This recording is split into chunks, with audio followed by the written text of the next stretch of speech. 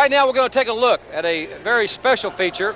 Steve Dr. Death Williams and Cowboy Bill Watts recently visited their alma mater, the University of Oklahoma, in Norman, Oklahoma. Had quite a visit with some of the outstanding coaches and football players on the defending national championship squad. I think you'll find the next few moments very interesting. Let's go now to Norman, Oklahoma. Who cares? You can see Dr. Death's home, and we're here with the #1 defense in the nation on the #1 team in the nation, Coach Bobby Proctor, an old buddy of Doc's. They're taking a little breather here from the workout.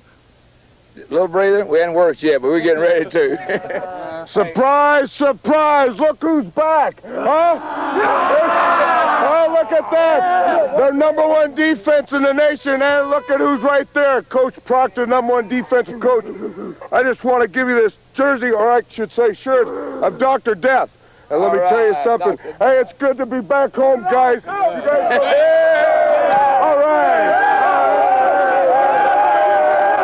It's great to be back here. I've spent a lot of sweaty days on this field, and of course Stanley Abel here, the wrestling coach at the University of Oklahoma, and Barry Switzer, the #1 football coach in the nation. And this is also the home of Dr. Death, where he was an All-American here in wrestling and played football for Barry, and you're on the road to your 4th national title. Well, we hope so. We got out of the gate pretty fast against UCLA. I think it surprised everyone. I thought we'd be a good football team this year, but, you know, we still got 10, 11 games to play yet, Bill, and it's everyone's excited the way we played and looked against UCLA, but we know we got a tough schedule. We're going to have to play good. You got to be lucky. They're not all Saturdays going to be like that. Same way when you go out and wrestle, right? That's right, and you know, I think in your job, too, I remember the Olympic hockey coach when he said, how'd you like your job to depend on what a bunch of 18, 19, 20-year-old kids, how they're going to perform on one day a week? Yeah, I agree with that, and Stan Abel and I understand that better than anybody. Yeah, we're going to be really young this year, too. See, I need Steve Williams back. Barry doesn't. He's got all these horses back. We're going to be young. We wish we had a Steve Williams, but we're trying to produce us another one. Well, Doc just won the award as the most improved wrestler in professional wrestling, and of course both of you had him very young. Barry, Stan, turned me on to him, and I came down and talked to you, Coach, and you really endorsed his career. It's unusual to find a guy that was a two-sport letterman like Well, he was a great high school football player. He was a great player in college. Steve had the great quickness and speed and strength. He had the best flexibility of any big man I've ever seen. Be a 300-pounder, can do the splits and the stretching exercise, flexibility exercises that he could do. That was unbelievable. Isn't that right, Sam? Oh, I tell you what, he's one of the best athletes we ever had. And I have no doubt if he could have spent more time wrestling, Barry would graciously give him to us as soon as the Orange Bowl was over with. We'd catch him the next day, and he'd be on a road trip with us, not having any prior workouts, and still win for it.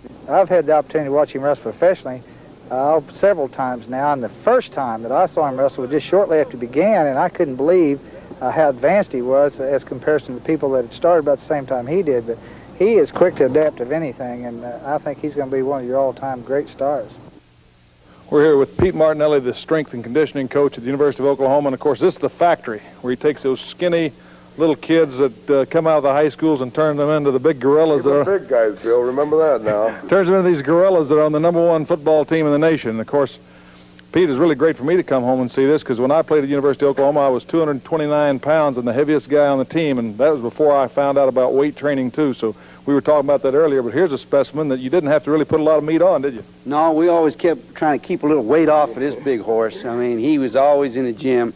And it got to a point there where I was beginning to wonder whether I was going to be able to keep enough weight in the gym for him to lift.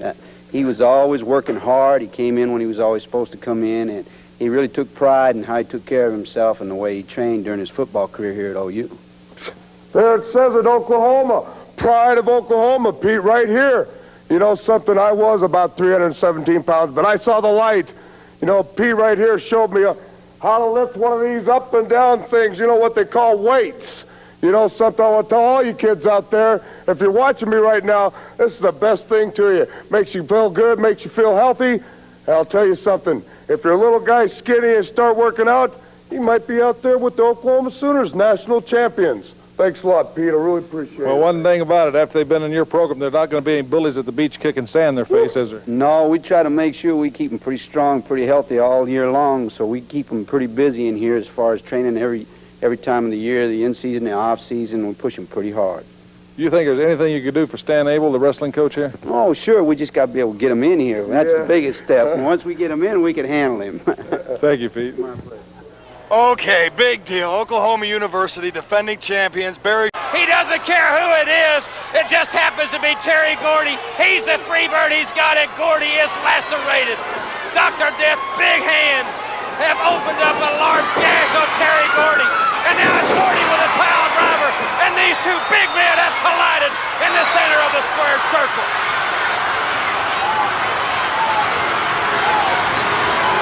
The crowd becoming so much involved in this confrontation.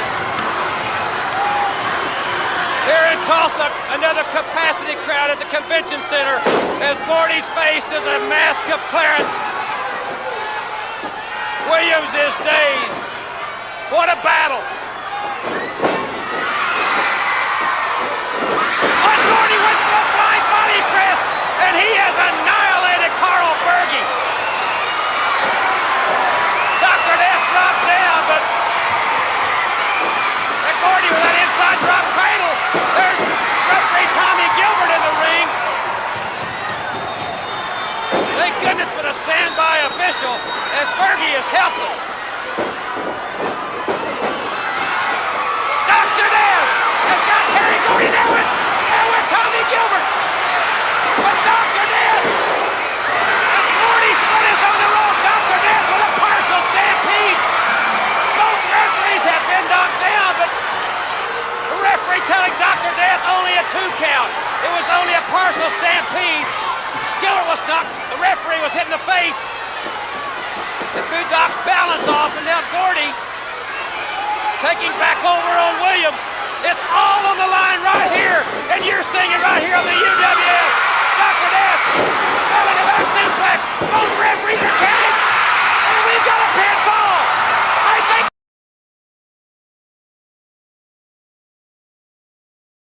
We're going to try to clarify and confirm the referee's decision. On the left of your screen is Carl Fergie. He's counting both men down until Gordy raises his shoulder. So he calls an offensive fall against Dr. Death. And on the right side of your screen, Tommy Gilbert is counting Terry Gordy out because Dr. Death has his shoulder up. Both referees called a pinfall, when in fact, neither man was pinned. Okay. I looked at the films. Both our shoulders was up. You can't cry over spilled milk. But I want that belt.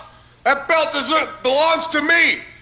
I want one bird. It doesn't matter what bird, but I want one bird down. It doesn't matter if it's in a cage, the parking lot, or in the crowd. I want my belt. I'll tell you, after looking at the tape, it's just as close as it was week after week. It hasn't changed, or hour after hour looking at this tape. Without a doubt, both men had their shoulders up. A no decision, I think, was in order. No decision. That is a proper ruling as far as I can, I have to agree with that. And I also have to agree that it should be upcoming, that there should be a rematch scheduled right away with both men. And I also want to put in my own 2 bits here. Even though there was no decision in that match, it was very obvious to me, and I think to anybody that watched that match, that my partner and my good friend, Steve Dr. Death Williams, definitely took the battle to Terry Bam Bam Gordy. The way I look at it, he took Terry Gordy and marched him up and down his own bad street. Probably the only people that would disagree with you are the Freebirds. Feature just a few days ago surrounding the breakup of Hyatt and Hot Stuff International. Let's go now to that feature. And Dark Journey will get Missy Hyatt as a valet for a day. We got to get the camera to this situation. What a feature this is going to make. I want to get the camera to this and see what that young lady has in store for her. Look at her face. She's going to be cleaning floors and a lot of other things that we're going to have the camera there. And she is really chastising Tatum. She was really depending on John to win the match, and Eddie Gilbert was there in his plan. And look at these guys. I knew this situation was coming. Remember the powder? They have had a lot of plans backfire. Missy's trying to get this situation. And I don't know, they're not going to, there's fire in the eyes, ladies and gentlemen, as Missy's trying to get a little order restored. We're not going anywhere. We're going to keep the camera right here. They've had several plans backfire. There's not much chemistry between Tatum and Gilbert. I can tell you that firsthand. I've seen it on and off camera. And Tatum sucker punch Eddie Gilbert. And Tatum working over Hot Stuff Eddie Gilbert. But here comes Sting. Hyatt and Hot Stuff International is falling apart. Now Sting with his partner Eddie Gilbert, they're beating up John Tatum. And there's Jack Victory, and he's taking up for Tatum. And Missy, she's seeing it all fall. Hot Stuff and Hyatt International is falling. It is crumbling before our very eyes right here. And the crowd is sitting in stunned, virtually stunned silence because they don't care if all four of these guys beat each other to death. You have just witnessed what people in pro wrestling will be talking about. You have seen it right here on the UWF, the fall of Hyatt and Hot Stuff International. There's no way this thing can be reconciliated. And Missy's now got to determine who she's leaving with.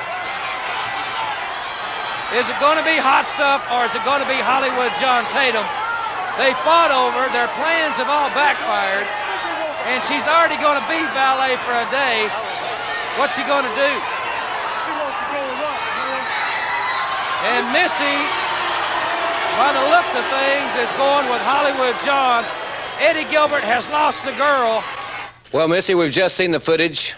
And not only did we see the valet for a day situation go in the favor of Dark Journey, but we also saw the breakup of Hyatt and Hot Stuff International. Now, I want to talk about a couple of things here. Your thoughts on the valet for a day. Dark Journey says she's got a whole list of things for you to do. I just don't understand whose idea this was for the valet of the day. Anyway, it's just not fair. I mean, I don't even know what she's going to have me do. I mean, it might even... God, just mess me up and everything. Jack Victory as a team, huh? Oh, you guys are a great team, but we're talking about the valet for a day situation. Hollywood lost. I just can't believe he lost, Johnny. I mean, you're going to make me do all this stuff. Well, John Tatum, I can understand him feeling a little bit uneasy about this situation, but now that he's gone, let me ask you this. Valet for a day stands on its own. You're going to have to do those things, but... What do you think about the breakup of Hyatt and Hot Stuff International? That's the second thing we saw on that tape. Well, I don't know what's really going on with that. I really want to try to get everybody back together because I really want all the guys there to protect me so things like the valet of the day won't happen. We don't need him, Missy. You know, it's just, I need to talk with Johnny. I need to get him together because I really do like Eddie. I mean, Eddie's like fun and he's really great and all the other guys. I mean, if we can get them all together, I mean, it could be great. I mean, I could have like all the belts, all the UWF World belt, the tag belts, I mean, the TV belts. I can just have everything. I mean, I just want us all to, you know, be together. So you're going to try, obviously, it looks to me like you're trying to get everybody back together in this situation. It's kind of a... Ross, we don't need to get back together because that Eddie Gilbert is nothing but trouble. You understand? Me and Jack get the job done. Do you understand that? He is nothing but trouble. It was because of Eddie Gilbert. Nuh-uh, it was Dark Journey's fault. You're the one that lost. Gosh, now I gotta do that. I mean, Jim, look, when I do the valet of the day, I mean, like, you're not gonna have the cameras out there, are you? Of course we're gonna have the cameras out there. Of course we're gonna have that. We're gonna have the cameras there from start to finish, and we're gonna document every single thing that happens. Why? That's not fair. I hate you, and I hate everybody. Well, she's certainly not pleased, but she will be the valet for a day, and we'll have it right here next week on the Universal Wrestling Federation, and we'll have